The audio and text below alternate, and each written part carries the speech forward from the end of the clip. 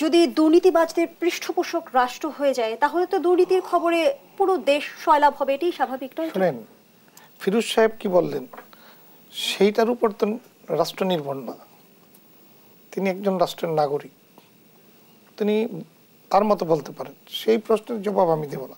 আমি বলবো যে ফিরোজ সাহেব যে কথাগুলি বললেন সেটা উনি ওনার মতো করে বলছেন, আমি আমার মতো করে বলি যে কেউ জন্ম দেয় না, জন্ম হয়ে যায়। স্বাধীন সার্বভৌম রাষ্ট্র জাতির জনক বঙ্গবন্ধু শেখ মুজিবের ঘোষণায় এই যে আমাদের পতিত যশা রাজনীতিবিদ ফিরোজ ভাইরা যুদ্ধ করেছেন, তিনি কিন্তু একটা কথা বলেছেন, এসে দেখেন সব দখল হয়ে গিয়েছে। তো এই দখলবাজ, চাঁদাবাজ, মাস্তান চক্র, এগুলি সব কিছুই কিন্তু সবার মধ্যে লুকায়িত থাকে। বঙ্গবন্ধুকে হত্যা করার পর ধারাবাহিকভাবে এই রাষ্ট্র পরিচালনায় কোনো দিন তাদেরকে খুঁজে বের করার দৃষ্টান্ত কেউ স্থাপন করতে পারে নাই বলেই কিন্তু আজকে এই রাঘব বোয়ালদের সৃষ্টি হয়েছে। আপনি জিজ্ঞেস করেন কোত্থেকে সৃষ্টি হয়েছে, সৃষ্টি হয়েছে এইভাবে, যারা লুকায়িত তাদেরকে কখনো আইনের আওতায় আনার চেষ্টা করে নাই। বঙ্গবন্ধুর কন্যা তিনি কিন্তু জিরো টলারেন্স দিয়ে আজকে সুযোগ করে দিয়েছেন। আজকে আপনারা যে ভূমিকা রাখছেন, এই যে ছাগল কাণ্ড বলেন, বেনজির কাণ্ড বলেন, দিস অ্যান্ড দ্যাট, সবাইকে কিন্তু সামনের কাতারে নিয়ে আসতে পেরেছেন। কিন্তু জিয়াউর রহমান, এরশাদ, খালেদা জিয়া, এই দুর্নীতিবাজরা তো আজকে নতুন কেউ না।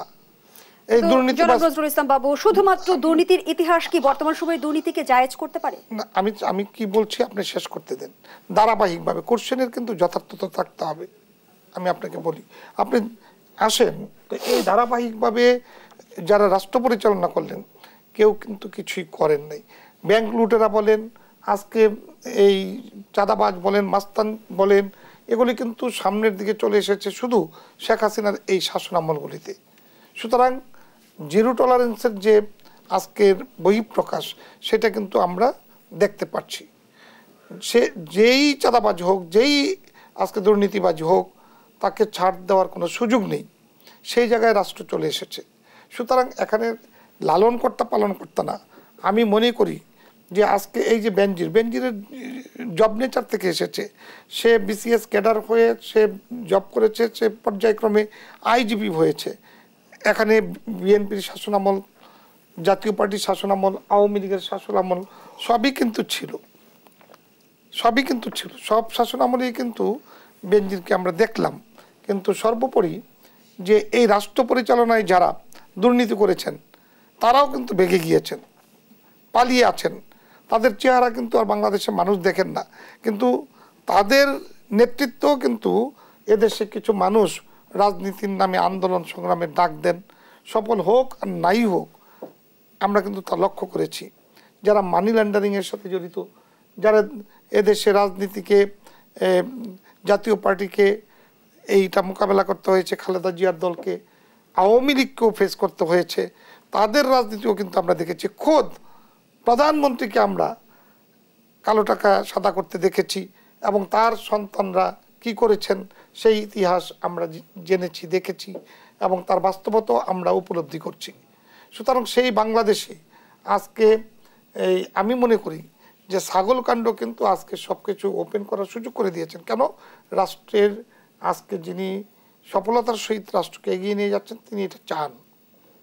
সেই সুযোগ এখন এসেছে। কোনো দুর্নীতিবাজ, সেটা হোক বেনজির, হোক আরও শক্তিশালী, কাউকে ছাড় দেওয়া হবে না। সেইটা নিয়ে আমাদের আলোচনা করলেই রাষ্ট্র বেনিফিশিয়ারি হবে। কোনো ব্যক্তির উপর দায় দায়িত্ব দেওয়া, কোনো ব্যক্তিকে দোষারোপ করা, কারো রাজনৈতিক ইচ্ছা এখানে বহিঃপ্রকাশ ঘটানোর এই মধ্য দিয়ে রাজনীতিকে শক্তিশালী করার যে অপচেষ্টা, এগুলো কিন্তু জনগণ মেনে নিবে। আমি মনে করি বর্তমান সময়ে আমরা যেমনটি দেখলাম যে বেনজিরের নজিরবিহীন দুর্নীতির তথ্য গণমাধ্যম বের করে নিয়ে আসলো। এতদিন যে আপনারা তার তথ্য সামনে আনতে পারলেন না, এর দায় কোনোভাবে এড়াতে পারেন না? আমি মনে করি এই দায় রাষ্ট্রের প্রত্যেকটি নাগরিকই তো চান সুশাসন এবং সুরক্ষা। সে একটি স্বাধীনতার সপক্ষের শুধুমাত্র নয়, পুরস্কারপ্রাপ্ত একটি রাষ্ট্রীয় প্রতিষ্ঠানের সে আইজিপি হিসাবে প্রধান ব্যক্তি ছিলেন। সেই ব্যক্তি কি করেছেন কি করেন নাই সেইটার উপর কিন্তু সরকার এখন ব্যবস্থা নিচ্ছে। এরকম রাষ্ট্র পরিচালনায় জনাব তারেক রহমানও তার মায়ের নেতৃত্বে দেশ আমরা শাসন হইতে দেখেছি।